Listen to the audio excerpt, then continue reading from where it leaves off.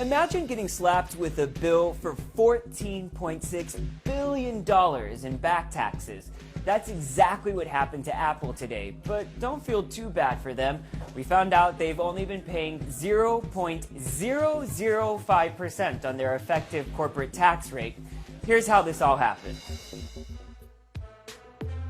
Apple is an American company, but they've had offices in Ireland for quite some time, and that's where they have to pay taxes on much of their international profit. Now, most companies in Ireland are supposed to pay what's called a signature tax of about 12.5%. But today, the European Commission revealed that Apple has been paying way less. Some people thought they were paying just about 2%.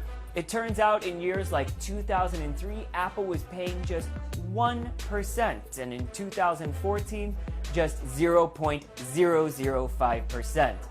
Now, all along, Apple has said, this is what Ireland told us we had to pay. And Ireland has always agreed. They've said this is how the tax structure is set up in our country. Today, the European Union said, sorry, our laws supersede Ireland's laws. And not only does Apple owe $14.6 billion in back taxes, they're also going to have to pay interest on that.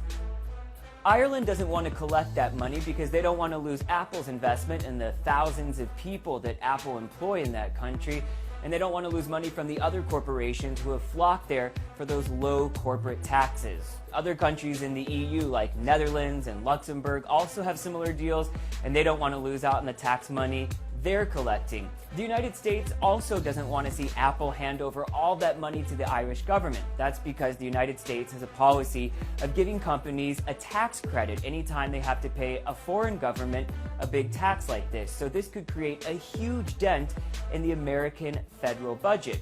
And you're probably not surprised that Apple doesn't want to pay that either, even though they have plenty of cash on hand to cover it. Apple came out with a statement today saying the European Commission has launched an effort to rewrite Apple's history in Europe, ignore Ireland's tax laws, and upend the international tax system in the process. The Commission's case is not about how much Apple pays in taxes, it's about which government collects the money. It will have a profound and harmful effect on investment and job creation in Europe.